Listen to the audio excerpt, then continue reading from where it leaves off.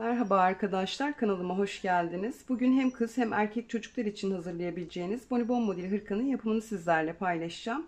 Biz bugün hırkamızı 1 yaşa göre hazırlayacağız ama ölçüleriyle oynayarak istediğiniz yaş gruplarına göre hazırlayabilirsiniz. Örmesi son derece keyifli, yapımı da bir o kadar kolay. Örgüye yeni başlayan arkadaşlarımızın rahatlıkla yapabileceği bir model. Kol bedenlerimiz üzerinde dikiş işlemi yapacağız. Bu hırkayı dikişsiz olarak da örebilirsiniz arkadaşlar ama ben şimdi örgüye yeni başlayan arkadaşlarımız olduğu için dikişsiz örgüde çok zorlanacaklarını düşündüğümden dikişli bir şekilde öreceğim. Ama dikişsiz örgü teknikleri videomdan bu hırkayı dikişsiz bir şekilde nasıl öreceğinizi öğrenebilirsiniz. Şimdi kullanacağım malzemeleri de söyleyeyim arkadaşlar. Daha sonra birlikte yapımına geçelim. 3,5 numara misinalı şiş kullanacağım ve kar topunun tüylenmeme özelliğine sahip bambu karışımlı bebek yününü kullanacağım. 100 gram ağırlığında, 250 metre uzunluğunda bir ip. Bonibonlarınızı hırkanızla aynı renk yapmanız gerekmiyor arkadaşlar. Dilerseniz bu şekilde iki renkli olarak da yapabilirsiniz. Ya da rengarenk. Bu tamamen tercihinize bağlı. Ben bir de hırkama takım olarak çorap çalışması yapmıştım. Bunun yapımı da yine yukarıdaki videomda var. Altta da link olarak ekleyeceğim. Bunları bir kenara alayım. Arkadaşlar ben büyük düğmeler kullanacağım için 12 haroşa sırası arayla iliklerimi açacağım. Eğer sizler küçük düğme kullanacaksanız 10 haroşa sırası arayla iliklerinizi açın. Bu aradaki mesafe fazla olursa görüntü hoş olmaz. Bir de ben örgüde dikişin görüntüsünü sevmediğim için kol bedenimin bu roba artışlarından sonra başa ve sona birer tane bonibon eklemesi yaptım. Bu dikiş işlemi yapıldıktan sonra yan yana geliyor. Bu aradaki dikişi gizliyor. Eğer siz aradaki dikişin görüntüsünden rahatsız olmuyorsanız bu sıra başındaki ve sıra sonundaki bonibonu yapmayabilirsiniz. Bu anlatım yeterli olduysa şimdi hırkamızın yapımına geçelim ama geçmeden önce kanalıma abone olmayı, videolarımı beğenmeyi lütfen unutmayın arkadaşlar. Şimdi hazırsak yapımına başlayalım.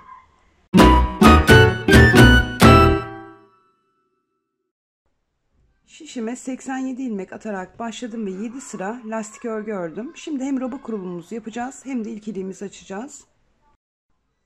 Sıra başındaki ve sıra sonundaki 6 ilmeğimizi hem örgümüzün ön yüzünde hem de arka yüzünde haroşa olarak öreceğiz. Buralar bizim ilik düğme kısmımız olacak. Burada farklı hiçbir işlem yapmayacağız. Sadece sırası geldikçe ilik açacağız. 3 tane ilmeğimi haroşa olarak ördüm. Bir doluyorum. 2 ilmeğimi birlikte alarak kesiyorum. İlk iliğimizi açtık. 1, 2, 3 dolamamızla birlikte 5 tane ilmeğimiz oldu. 6. ilmeğimizi de haroşa olarak örüyoruz. Ve ön bedenimiz için 11 ilmeğimizi düz örerek devam ediyoruz. 1, 2, 3, 4, 5, 6, 7, 8, 9, 10, 11. Düğme kısmımızla birlikte 17 tane ilmeğimizi ön bedenimiz için ördük. Şimdi bir artış yapıyoruz. Arada 2 tane ilmeğimizi düz olarak örüyoruz. Tekrar bir artış yapıyoruz. Ve kol bedenimiz için 9 ilmeğimizi düz olarak örüyoruz. 1, 2, 3, 4, 5, 6, 7, 8 ve 9. Bir artış yapıyoruz.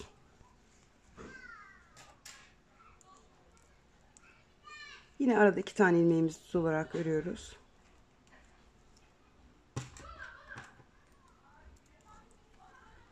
Bir artış yapıyoruz.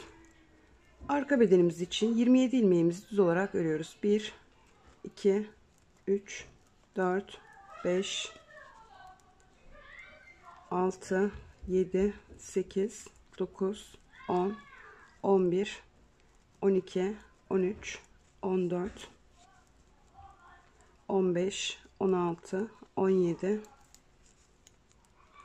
18, 19, 20, 21, 22, 23, 24, 25, 26, 27. Artış yapıyoruz. 2 ilmeğimizi düz olarak örüyoruz. Bir artış yapıyoruz. Diğer kol bedenimiz için 9 ilmeğimizi düz olarak örüyoruz. 1, 2, 3, 4, 5, 6, 7, 8, 9. Artışımızı yapıyoruz. 2 tane ilmeğimizi düz olarak örüyoruz. Artışımızı yapıyoruz. 11 tane ilmeğimizi ön bedenimiz için düz olarak örüyoruz. 1 2 3 4 5 6 7 8 9 10 11. Sıra sonundaki 6 ilmeğimizi de haroşa olarak örüyoruz.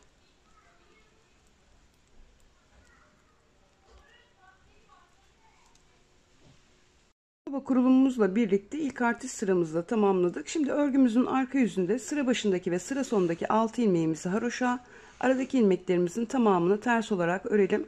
Örgümüzün arka yüzünde herhangi bir artırma eksiltme işlemi yapmayacağız arkadaşlar. Sadece var olan ilmekleri ters örgülerle öreceğiz. Dediğim gibi sıra başındaki ve sıra sonundaki 6 ilmeğimizi hem örgümüzün ön yüzünde hem de arka yüzünde sadece haroşa olarak öreceğiz.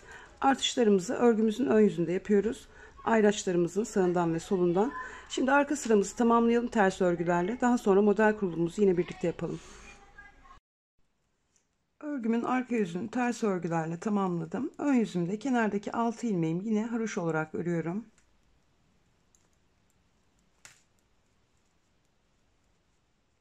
Altı ilmeğimi haroşa olarak ördüm. Bir tane düz örüyorum. İkinci ilmeğimin içerisine bir tane popcorn yapacağım. Daha önce birçok kez yapmıştık biliyorsunuz arkadaşlar. İlmeğimi şimdiden çıkardım. 3 tane zincir çekiyorum, doluyorum. Aynı gözeneğin içerisine girerek önce bir tanesinden, daha sonra 2 tanesinden çıkıyorum. Tekrar doluyorum. Önce bir tanesinden, sonra 2 tanesinden çıkıyorum. Burada 4 tane ilmeğim olana kadar aynı işlemi tekrarlıyorum. Önce bir tanesinden, sonra 2 tanesinden 4 tane ilmeğim oldu. Tek seferde çekiyorum ve bir zincirle sabitliyorum. Şişim alıyorum. 7 tane ilmeğimi düz olarak örüyorum. 1 2 3 4 5 6 ve 7. Popcorn araları 7 ilmek arkadaşlar. 8. ilmeğin içerisine bir tane popcorn yapacağız. 8. ilmeğime girdim. Şişimden çıkarıyorum. 3 tane zincirle yukarı çıkıyorum. Doluyorum. Trabzan yapar gibi. Önce bir tanesinden, daha sonra 2 tanesinden çıkıyorum. Doluyorum. Tekrar önce birinden, daha sonra ikisinden doluyorum. Önce birinden, daha sonra ikisinden 4 tane ilmeğim oldu. Tek seferde çekiyorum. Bir tane zincirle sabitliyorum ve şişimi alıyorum. 2 tane ilmeğimi düz olarak örüyorum. Ayrıcımı gördüm. Artışımı yapıyorum. Aradaki 2 ilmeğimi düz olarak örüyorum. Ayrıcımın diğer tarafından da yine artışımı yapıyorum. Artışımızı yaptıktan sonra bir tane ilmeğimizi düz olarak örüyoruz. İkinci ilmeğimizin içerisine popcornumuzu yapacağız. Burada nasıl yaptıysak aynı şekilde yapıyoruz. İlmeğimi çıkardım. 3 tane zincirle yukarı çıkıyorum. Doluyorum. Önce bir tanesinden, daha sonra ikincisinden çıkıyorum. Doluyorum. Tekrar. Önce bir, daha sonra iki, doluyorum. Önce bir, sonra iki, 4 tane ilmeğim oldu. Tek seferde çekiyorum ve bir zincirle sabitliyorum. 2 popcorn arası 7 ilmekti. 7 tane ilmeğimi düz olarak örüyorum. 1 2 3 4 5 6 ve 7. 8. ilmeğimin içerisine bir tane popcorn yapacağım.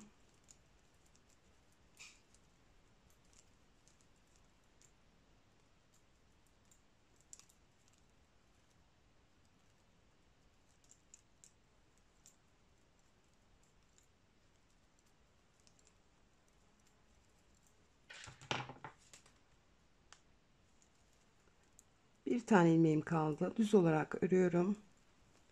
Ayracımı gördüm. Artışımı yapıyorum. Aradaki 2 ilmeğimi düz olarak örüyorum.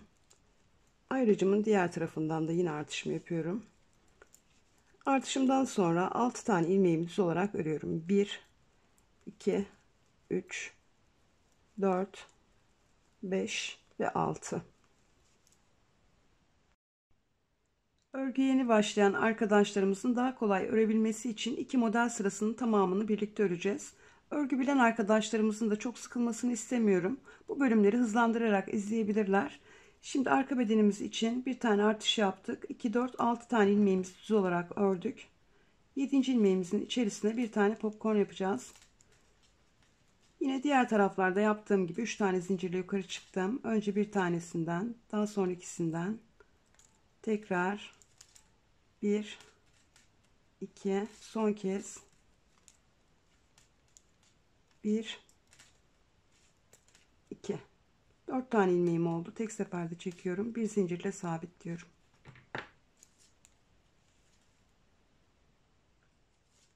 Yedi tane ilmeğimi düz olarak örüyorum. Aralarda 7 tane ilmeğimiz vardı. 2, 3, 4, 5, 6 ve 7. 8. ilmeğimin içerisine bir tane daha popcorn yapacağım. 1, 2, 3. 3 zincirle yukarı çıktım.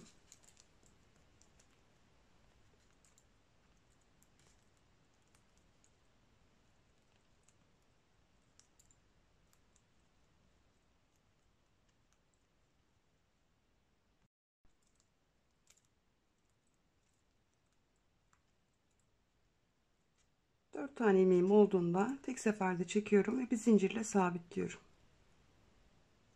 Ve örmeden şişim alıyorum. 1, 2, 3, 4, 5, 6, 7. 7 ilmeğimi düz olarak ördüm. 8. ilmeğimin içerisine yine popcornumu yapacağım.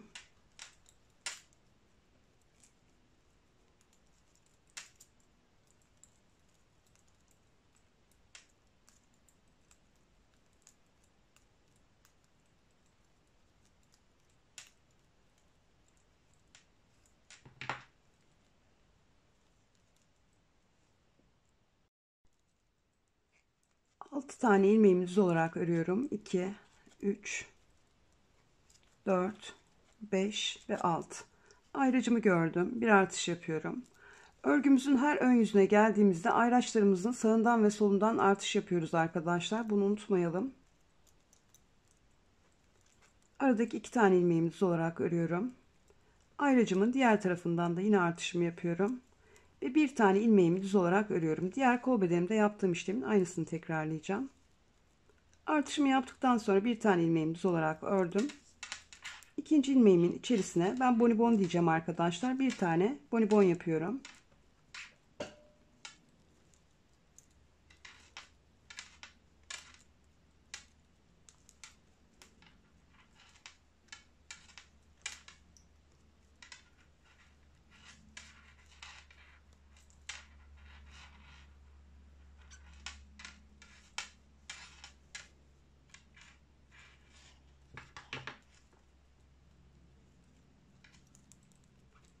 Arada 7 tane ilmeğimi düz olarak öreceğim. 1, 2, 3, 4, 5, 6 ve 7. 8. ilmeğimin içerisine bir tane bonibon yapacağım.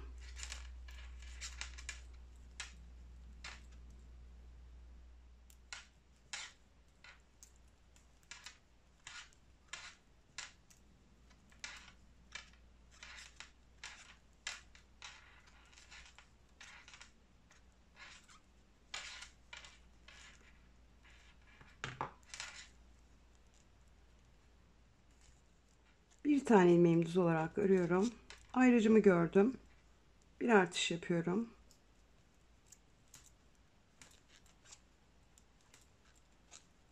Aradaki 2 ilmeğimi düz olarak örüyorum. Ayracımın diğer tarafından da artışımı yapıyorum. 2 ilmeğimi düz olarak örüyorum. 1, 2. 3. ilmeğimin içerisine bir tane popcorn yapacağım.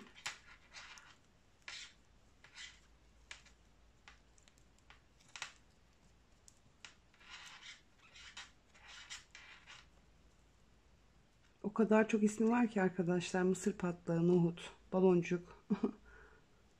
Hangisini söylüyorsanız artık.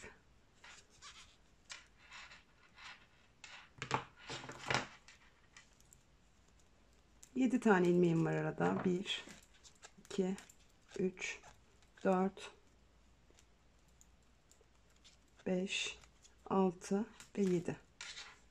8. ilmeğimin içerisine bir tane popcorn yapıyorum.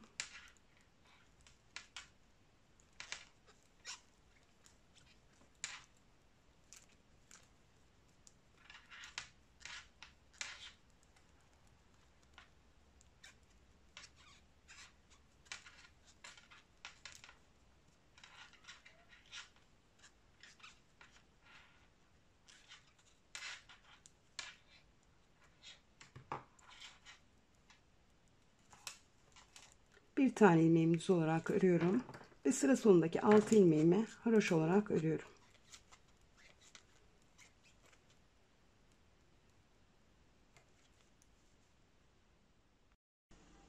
Evet arkadaşlar, örgümüzün ön yüzünde ilk model kurulumumuzu birlikte yaptık. Şimdi önlerde düz, arkalarda ters olarak arka sıramızda dahil ettiğimizde toplamda 7 sıra öreceğiz. Her ön yüzümüze geldiğimizde yine ayraçlarımızın sağından ve solundan artışlarımızı yapacağız. Örgümüzün arka yüzünde herhangi bir değişiklik yapmayacağız. Yine baştaki ve sondaki 6 ilmeğimiz haroşa, aradaki ilmeklerimizin tamamını ters olarak öreceğiz. 7 sıranın sonunda toplamda ön yüzde 3 kez artış yapmış olacağız. Çünkü 3 kere ön yüze geleceğimiz için. Şimdi 7 sırayı tamamlayalım arkadaşlar. Daha sonra ikinci model kurulumuzu yine birlikte yapalım. Önlerde düz, arkalarda ters olarak 7 sıramı tamamladım. Şimdi ikinci kurulumuzu yapacağız. Kenardaki 6 ilmeğimi haroşa olarak örüyorum.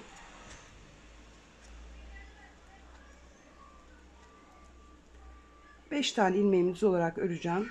1, 2, 3, 4, 5. 6. ilmeğimin içerisine bir tane popcorn yapacağım. Burada amaç arkadaşlar tam ortasına bunu yapmak.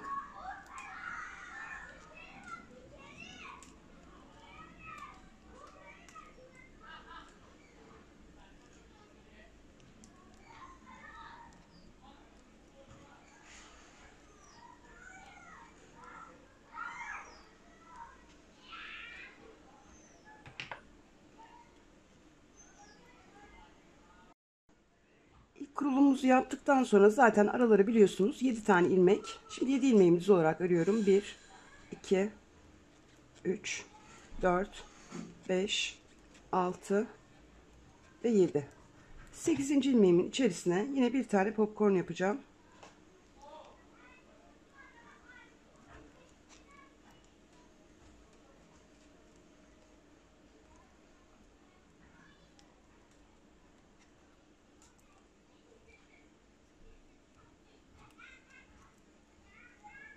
Tığım bu arada 3,5 numara arkadaşlar.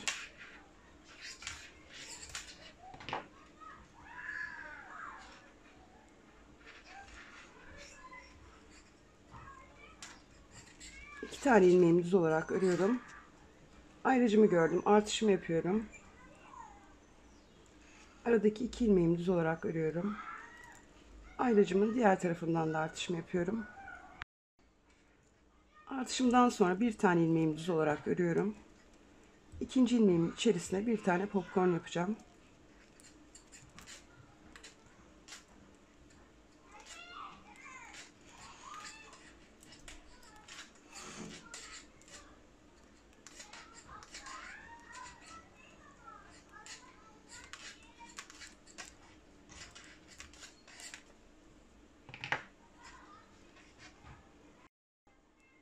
Yedi tane ilmeğimi düz olarak örüyorum. 1, 2, 3, 4, 5, 6 ve 7.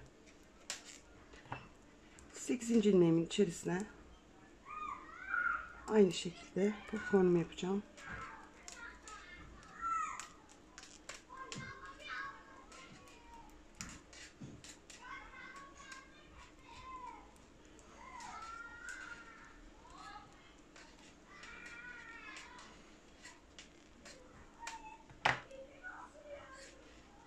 Tekrar 7 ilmeğimi düz olarak örüyorum.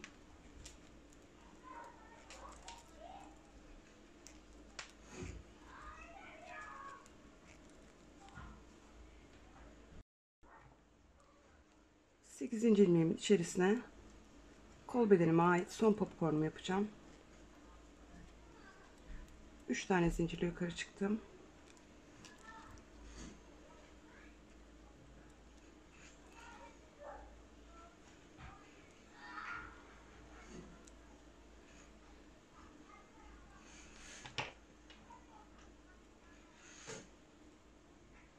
Yaparken bu kenardaki ilmeklerimizi eşit olacak şekilde ayarladım arkadaşlar. Yani burada ayracımızdan sonra bir tane artış yaptık ve bir tane ilmeğimizi düz ördükten sonra kurulumumuzu yapmaya başladık. Yine sıra sonunda da ayracımızın önünde artışımızı yaptık. Öncesinde de popcornumuzdan sonra bir tane düz ilmeğimiz vardı. Düz olarak ördük. Arka bedenimizde de aynı şekilde ayracımı gördüm. Artışımı yapıyorum.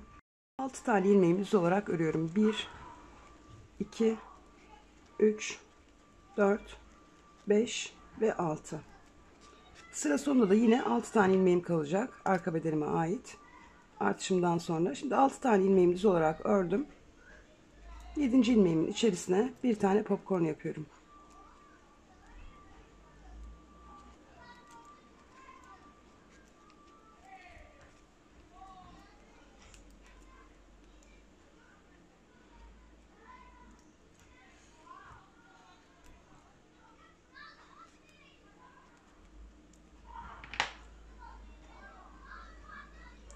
Şimdi 7 tane düz ilmek, bir tane popcorn olarak sona yakın bir yere kadar devam edelim arkadaşlar. Evet arkadaşlar, arka bedenimizin bonibonlarını da tamamladım. Ayrıcımızdan sonra bir tane artış yaptık. 6 tane ilmeğimizi düz olarak ördük. 7. ilmeğimizin içerisine bir tane bonibon yaptık ve kaydırma işlemimizi ilk sıramızda tamamlamış olduk. Daha sonra 7 tane ilmeğimizi düz örüyoruz. 8.'ye bir bonibon. 7 tane ilmeğimizi düz örüyoruz. 8. ilmeğimize bir bonibon. 7 tane ilmeğimizi düz örüyoruz. 8. ilmeğimizin içerisine bir bonibon ve sıra sonunda yine sıra başında olduğu gibi 6 tane ilmeğimiz kaldı. Burada bir de artışımız vardı. 6 tane ilmeğimizi ördük. Ayrıcımızı gördük. Hemen burada da artışımızı yapıyoruz. Bu kenardaki ilmek sayılarının eşit olması gerekiyor arkadaşlar. Buna çok dikkat edelim. Arada 2 tane ilmeğimi düz olarak örüyorum. Şimdi diğer kol bedenimde yaptığım gibi bir tane artış yapıyorum. Ayrıcımdan sonra bir tane ilmeğimi düz olarak örüyorum. Şimdi ikinci ilmeğimin içerisine bir tane bonibon yapacağım. Diğer kol bedenimizde ne yaptıysak aynısını yapıyoruz burada. Toplamda 3 tane bonibon yapacağız kol bedenimize. İlkine bir artış yaptık. Bir ilmek ördük. İkinci ilmeğin içerisine yapıyoruz. Daha sonrakileri 7 sıra arayla yapacağız. Ve sıra sonunda yine bir tane ilmeğimiz kalacak. Bir de ayracımızın önünde bir artış yapacağız. Ve kol bedenimizi de aynı şekilde tamamlayacağız.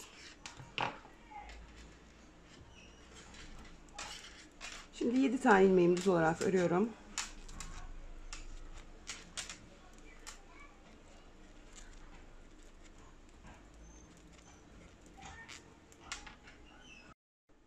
Kol bedenimin bonibonlarını da tamamladım. Ayrıcımdan sonra bir tane artış yaptım. Bir tane düz ilmek ördüm. İkinci ilmeğimin içerisine ilk kurulumu yaptım. Daha sonra 7 tane düz, bir tane bonibon, 7 tane düz, bir tane bonibon ve sıra sonunda yine bir tane ilmeğim kaldı. Düz olarak örüyorum. Ve ayrıcımın önünden hemen artışımı yapıyorum. Aradaki 2 tane ilmeğimi düz olarak örüyorum. Ayrıcımı diğer tarafa alıyorum. Bir artış yapıyorum. Ve 2 tane ilmeğimi düz olarak örüyorum. 1, 2. Şimdi buradaki ön bedenimizde de diğer ön bedenimizde yaptığımız işlemin aynısını yapacağız. Burada sıra başından sıra sonuna doğru ilerlemiştik. Burada da sondan başa geliyoruz. Aynı işlemi yapacağız fakat tersten yapacağız. Yani bu taraftan takip edeceğiz. Ayrıcımızdan sonra bir tane artışımız var. 2 tane ilmeğimiz var. 3. ilmeğimizin içerisine ilk bonibonumuzu yapmışız. Bu kurulum çok önemli arkadaşlar. Burayı yaptıktan sonra doğru bir şekilde diğerleri zaten 7 tane düz ilmek, 8. ilmeğin içerisine bonibon. Burada da sıra sonunda 5 tane ilmeğimiz kalmış. Şimdi burayı da aynı şekilde yapacağız. Artışımızı yaptık. 2 tane ilmeğimiz artışımızdan sonra sondan başa doğru giderken düzdü. Düz olarak örüyoruz. 3. ilmeğimizin içerisine ilk bonibonumuzu yapıyoruz. Farklı hiçbir işlem yapmıyoruz. Sadece sondan başa doğru devam ediyoruz.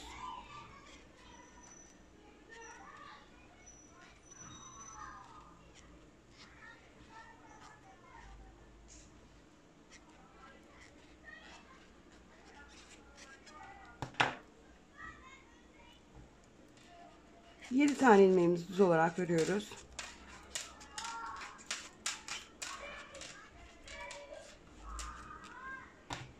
Sekizinci ilmeğimizin içerisine bonibonumuzu yapıyoruz.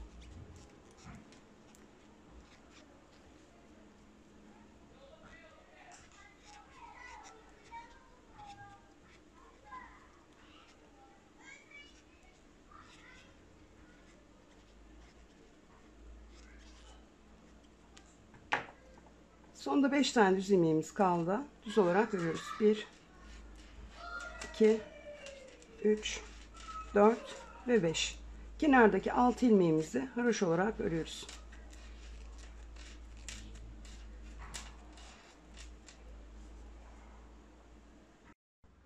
Evet arkadaşlar, ikinci model kurulumumuzun tamamını da yine birlikte yaptık. Şimdi ben roba artışlarım bitene kadar örmeye devam edeceğim. En son size kaç kez artış yaptığımı, kaç santimetre ördüğümü ve kurulumları ne şekilde yaptığımı detaylı bir şekilde anlatacağım. Şimdi ben oraya kadar tamamlayayım arkadaşlar. Daha sonra birlikte devam edelim. Evet arkadaşlar, robamı tamamladım. Toplam 21 kez artırma işlemi yaptım. Lastik örgümden sonra roba artışı yapmaya başladığım yerden itibaren 14 santimetre uzunluğa gelene kadar ördüm. Ve 5 tane de bonibon sırası yaptım. En son bonibondan sonra yine 7 sıra önlerde düz, arkalarda ters olarak ördüm. Şimdi bonibonları nasıl yerleştirdim arkadaşlar, onu da anlatayım. İki bonibon kurulumumuzun tamamını zaten birlikte yapmıştık. En son bonibonumuzdan sonra yine önlerde düz, arkalarda ters olarak 7 sıra ördüm. Her ön yüzüme geldiğimde ayraçlarımın sağından ve solundan mutlaka artışlarımı yaptım. 3. bonibon sıramda da kenardaki 6 ilmeğimi haroşa olarak ördüm. 7. ilmeğimi düz olarak ördüm. 8. ilmeğimin içerisine ilk bonibonumu yaptım. Daha sonra 7 tane ilmek düz ördüm. 8.'ye bir bonibon, 7 tane ilmek düz, 8.'ye bir bonibon, 2 tane düz ilmek ve roba artışımı yaptım. Diğer ön bedeni de aynı şekilde yapacaksınız arkadaşlar. Sadece arkadan öne doğru devam edeceksiniz. Kol bedenimin 3. bonibon sırasını da ayrıcımdan sonra bir tane artış yaptım. Bir tane düz ilmek ördüm. 2. ilmeğimin içerisine ilk bonibonumu yaptım.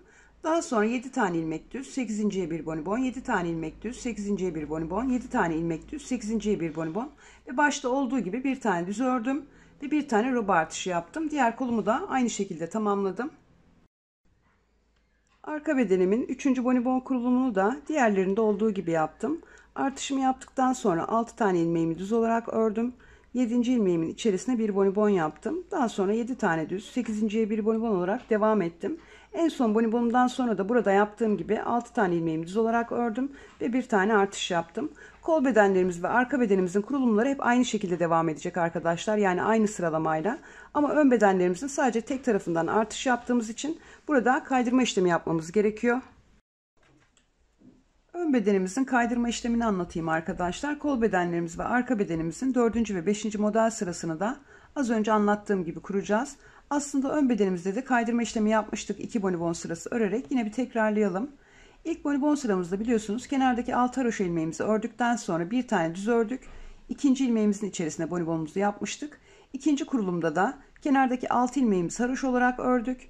5 tane ilmeğimizi düz örüp 6. kurulumumuzu yaptık.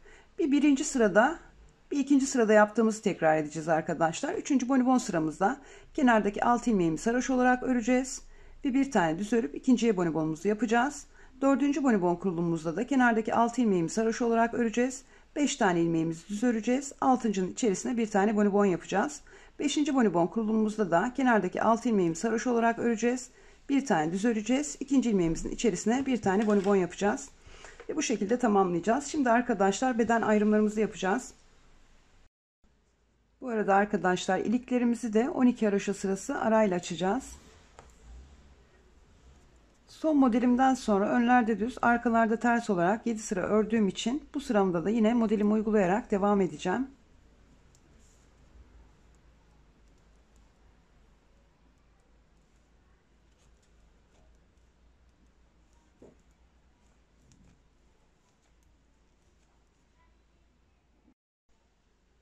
Ön bedenimin 6. bonibon kurulumunu da bir alta bakıyorum. Bir tane düz örüp ikinciye bonibon yapmışım. Bu sıramızda ne yapmamız gerekiyordu? 5 tane düz ilmeğimizi öreceğiz. Ve 6.'ya ilk kurulumumuzu yapacağız. Bir sonraki bonibon sırasında da yine Kenardaki haroşalardan sonra bir tane örüp ikinci bonibonumuzu yapacağız. Yani bir birinci sırada yaptığımızı, bir ikinci sırada yaptığımızı tekrarlayarak devam edeceğiz. Şimdi arkadaşlar ben bonibonlarımı yaparak ayracımın bulunduğu yere kadar geleyim. Daha sonra birlikte devam edelim. Sıra sonuna kadar bonibonlarımı uygulayarak ördüm. Toplamda 4 tane bonibon yaptım. Son bonibonumdan sonra 2 tane ilmeğimi düz olarak ördüm. Ayracımı çıkarıyorum. Artık artırma yapmıyoruz. Aradaki 2 tane düz ilmeğimin bir tanesini ön bedenime dahil ediyorum. Diğerini de kol bedenime dahil edeceğim.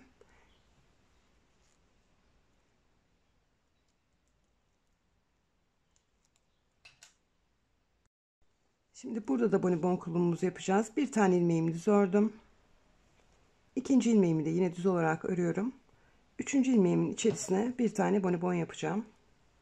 Artık artırma işlemi yapmayacağımız için burada da kaydırma işlemi yapacağız. 2 sıra arkadaşlar. Sonra aynı şekilde devam edeceğiz.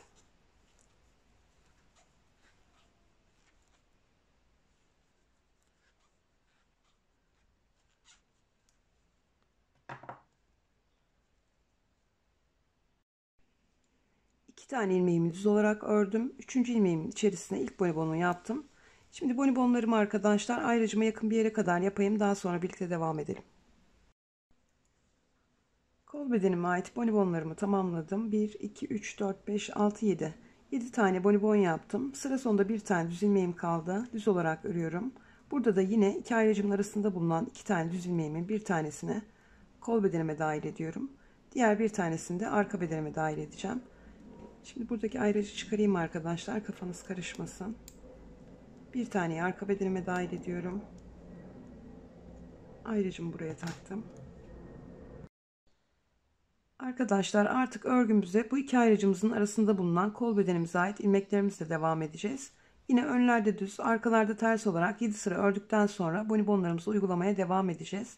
Şimdi ilk kurulumumuzu birlikte yaptık. 7 sıra örelim. İkinci kurulumuzu da yine birlikte yapalım. Evet arkadaşlar, önlerde düz, arkalarda ters olarak 7 sıramı tamamladım. Şimdi ikinci model kurulumumuzu yapacağız. 6 tane ilmeğimizi düz olarak öreceğiz. 1, 2, 3, 4, 5 ve 6. 7. ilmeğimizin içerisine ilk bonibonumuzu yapacağız.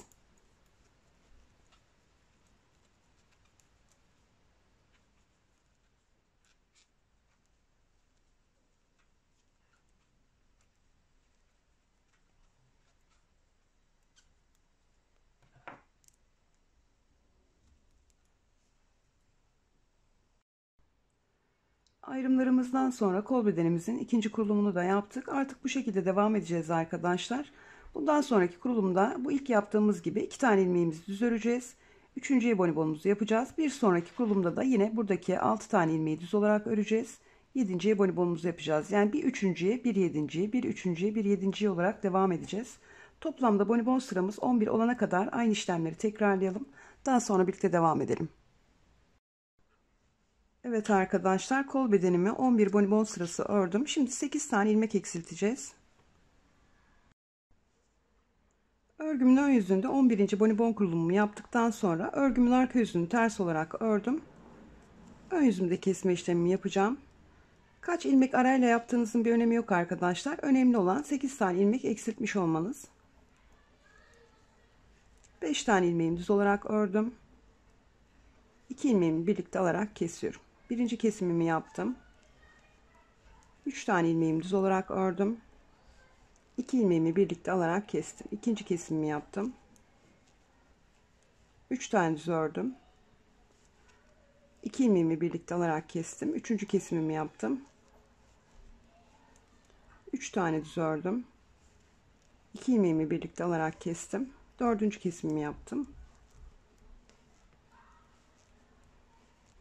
3 düz ördüm. 2 ilmeğimi birlikte alarak kestim. Beşinci kesimimi yaptım. 3 tane ilmeğimi düz olarak ördüm. 2 ilmeğimi birlikte alarak kesiyorum. 6. kesimimi yaptım. 5 tane ilmeğimi düz olarak ördüm. 2 ilmeğimi birlikte alarak 7. kesimimi yaptım. Tekrar 5 tane ilmeğimi düz olarak öreceğim. 1 2 3 4 5 2 ilmeğimi birlikte alarak kesiyorum. Son kesimi de yapmış oldum. Sıra sonundaki ilmeklerimi de yine düz olarak örüyorum.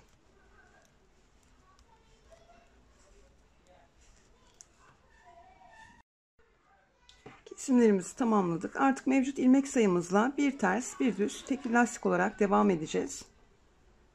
10 ya da 12 sıra örebilirsiniz arkadaşlar. Bir ters, bir düz, bir ters, bir düz. Örgümüzün arka yüzünde lastik örgümüzü başlattık.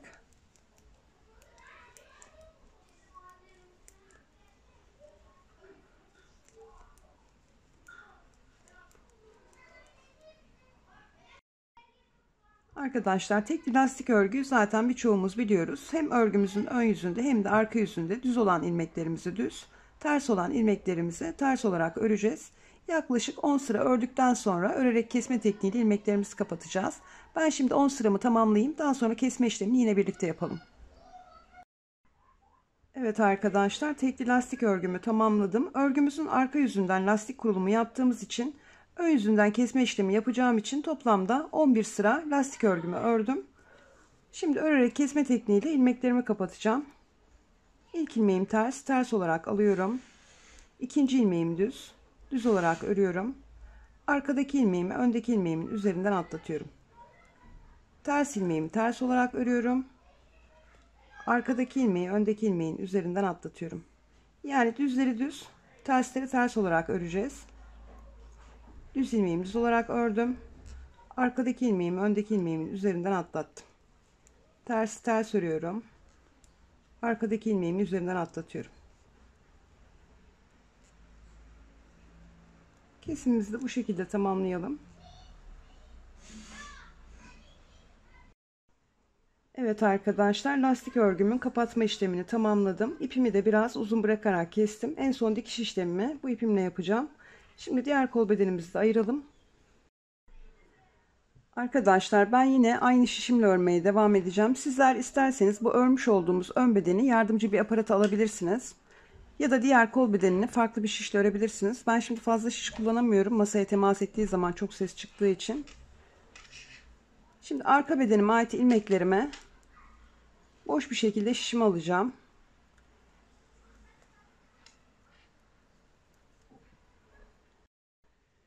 Ayracıma yakın bir yere kadar arka bedenime ait ilmeklerimi örmeden boş bir şekilde şişimi aldım. Şimdi ayracımı çıkarıyorum. Aradaki bir tane ilmeğimi arka bedenime dahil edeceğim. Ayracımı buraya takıyorum. Diğerini de buradaki kol bedenime. Bunu da şöyle alalım arkadaşlar. Bunu çıkaralım. Tekrar şişimizi alalım. Diğer kol bedenimizde yaptığımız işlemin aynısını tekrarlayacağız arkadaşlar. İlk kurulumumuzu yaparken biliyorsunuz diğer tarafta ilk olarak 2 tane ilmeğimizi düz olarak örmüştük. 3. ilmeğimizin içerisine ilk bonibonumuzu yapmıştık. Burada da aynı şekilde 2 tane ilmeğimi düz olarak ördüm. 3. ilmeğimin içerisine ilk bonibonumu yapıyorum.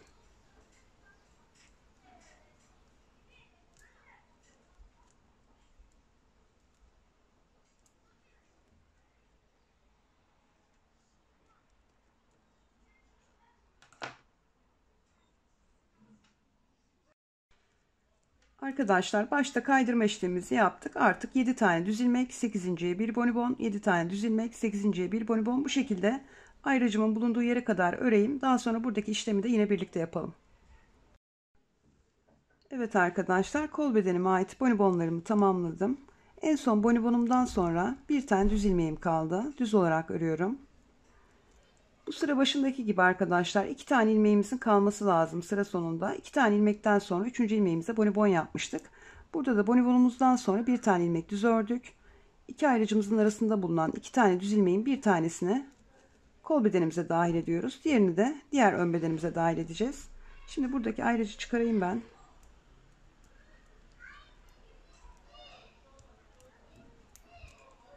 Buradaki bir tane ilmeği ön bedenime dahil ettim. Hemen sonuna bir ayraç takıyorum.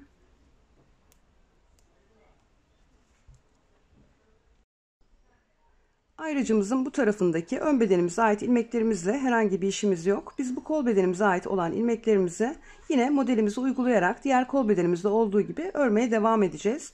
İlk bonibon kurulumuzu zaten birlikte yaptık. 2 tane ilmek düz ördük.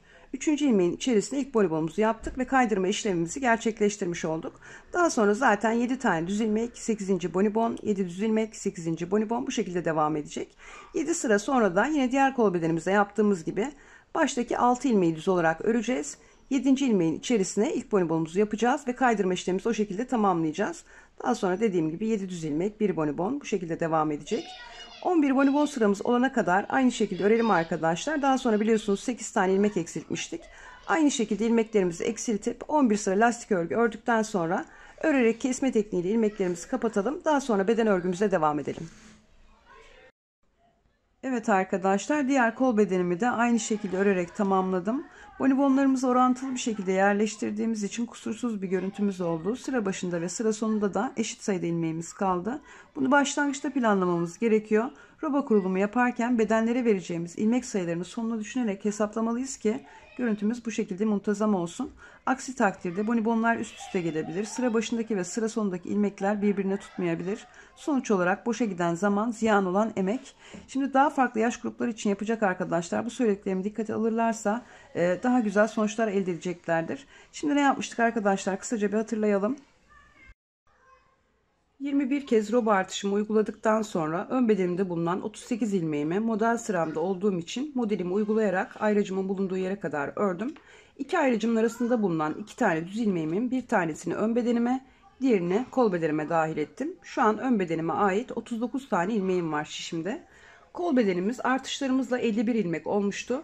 Bir tane bu taraftan ilmek aldık, bir tane diğer taraftan ilmek aldık. 53 tane ilmeğimizle lastik bölümüne kadar toplamda 11 bonibon sırası ördük. Daha sonra biliyorsunuz 8 ilmek eksiltme yapmıştık. 45 ilmeğimizle de lastik örgümüzü tamamladık. 21 kez artırma işlemi yaptıktan sonra arka bedenimde 69 tane ilmeğim oldu. Sağdan ve soldan birer tane ilmek dahil ettiğim için şu an şişimde arka bedenime ait 71 tane ilmeğim var. Hatırlarsanız bu ilmeklerimi boş olarak almıştım, yani örmeden. Bu taraftaki kol bedenime geçip sadece kol bedenimi örmek için.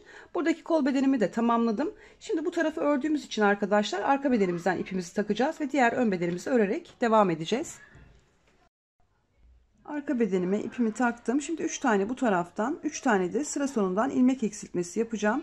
Dilerseniz ilmek atarak bir bonibon sırası da yapabilirsiniz. Ben ölçülerimiz çok fazla değilsin istemiyorum. O yüzden kesme işlemi yapacağım. Arka bedenimdeki ilk 2 ilmeğimi birlikte alarak ilk kesimimi yapıyorum. Bir tane düz örüyorum. Tekrar 2 ilmeğimi birlikte alarak kesiyorum. 2 tane kesim yapmış oldum. Şimdi bir tane bonibon yapacağım. 1 2 3 4 5 6 bir tane düz örüyorum. 7 8. ilmeğimin içerisine bonibonumu yapacağım. Bonibonumu yaptıktan sonra da hemen yandan 2 ilmeği birlikte alarak bir kesim daha yapacağım. Toplamda 3 kez kesme işlemi yapmış olacağım bu tarafta.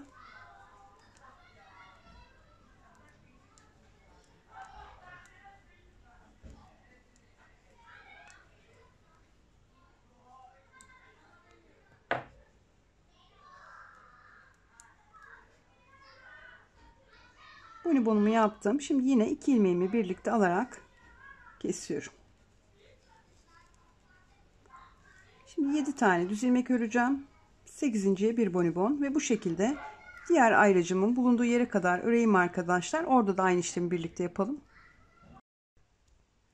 Arka bedenimde 7 tane ilmeğim kalana kadar bonibonlarımı yaptım. Şimdi burada da 3 tane ilmek eksiltmesi yapacağım. Bonibonumdan sonraki ilk ilmeğimi düz olarak örüyorum.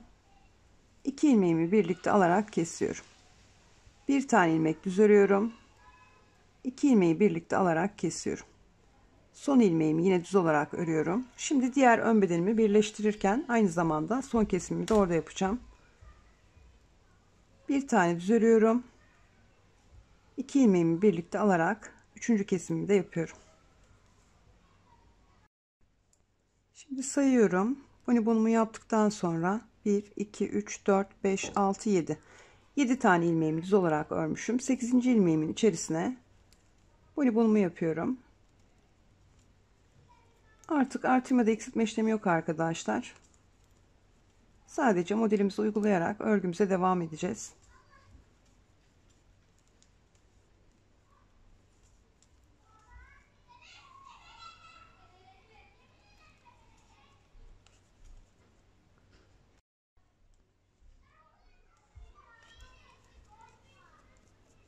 Sıra sonuna kadar birlikte yapalım.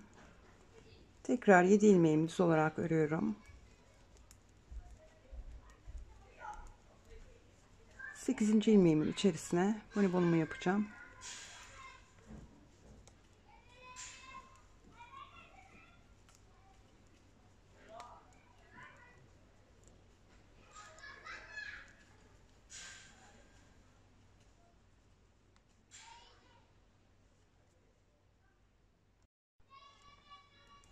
Yedi ilmeğimi düz olarak örüyorum.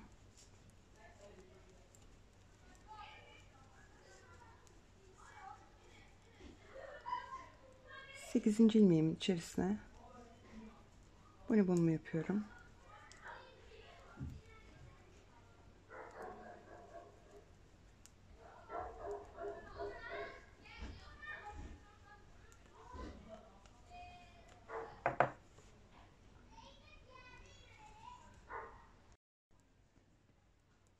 Yedi ilmeğimi düz olarak örüyorum.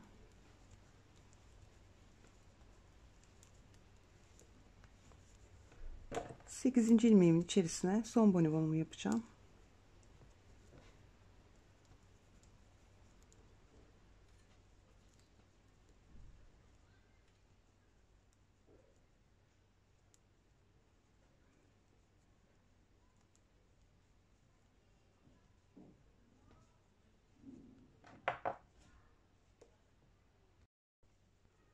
Sıra sonunda 5 tane ilmeğim kaldı.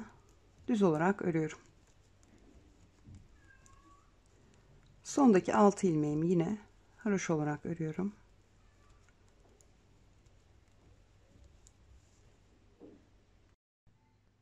Evet arkadaşlar, modelimizin orantılı bir şekilde ilerleyebilmesi için bedenimizdeki eksiltmelerimizi birlikte tamamladık. Artık herhangi bir eksiltme de artırma işlemi yapmadan sadece modelimizi uygulayarak beden örgümüzü tamamlayacağız. Kurulumlarımızı ön bedenimizde yaptığımız gibi yapacağız. Kenardaki 6 haroşamızı ördükten sonra bir tane ilmek düz öreceğiz. İkinci ilmeğin içerisine bir tane bonibon yapacağız. Bir sonraki kurulumda da 5 tane ilmeğimizi düz olarak öreceğiz. 6. ilmeğimizin içerisine bir bonibon yapacağız ve kaydırma işlemlerimizi bu şekilde tamamlayacağız. Ve aynılarını tekrar ederek örgümüze devam edeceğiz. Kol bedenimizde olduğu gibi 11 bonibon sıramız olana kadar modelimizi uygulayalım. Daha sonra yine lastik bölümünde olduğu gibi 11 sıra tekli lastik çalışması yapıp ilmeklerimizi örerek kesme tekniğiyle kapatalım. Bu arada 12 sırada bir ilik açmayı unutmayalım arkadaşlar. Şimdi ben örgümü tamamlayıp hırkamın son haliyle geliyorum.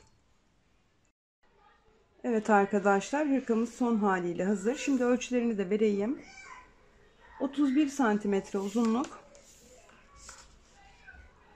27 santimetre genişlik. Yapacak arkadaşlara şimdiden kolay gelsin diyorum. Kanalıma abone olmayı, videolarımı beğenmeyi unutmayın lütfen. Bir sonraki videoda görüşmek üzere.